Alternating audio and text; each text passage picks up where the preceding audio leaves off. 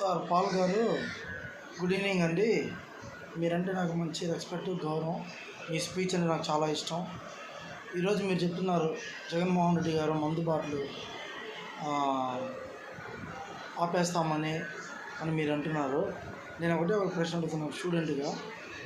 మీరు ఇన్ని లక్షల కోట్లు అన్ని లక్షల కోట్లు తెచ్చాను మీరు అంటున్నారు. ఓకే, హ్యాపీ, ప్రజలకు మంచి చేస్తున్నారు, హ్యాపీ. నాకు బైబిల్ అంటే, నేను బైబిల్ చదువుతాను, నేను హిందూ అయినా కానీ బైబిల్ చదువుతాను, నాకు చాలా ఇష్టం, నేను లేదనట్లేదు. కానీ ఒకటి అంటున్నా, ఏ గవర్నమెంటు 6 పథకాలు ఇచ్చింది? ఏ గవర్నమెంటు ఈ విధంగా పథకాలు అమలు చేస్తున్నారు? మాకు రాదండి, మా నాన్నగారు ఎంప్లాయ్ కాబట్టి మాకు రాదు. కానీ ఒకటి చెప్పారు జగన్మోహన్ రెడ్డి గారు, ఏమని?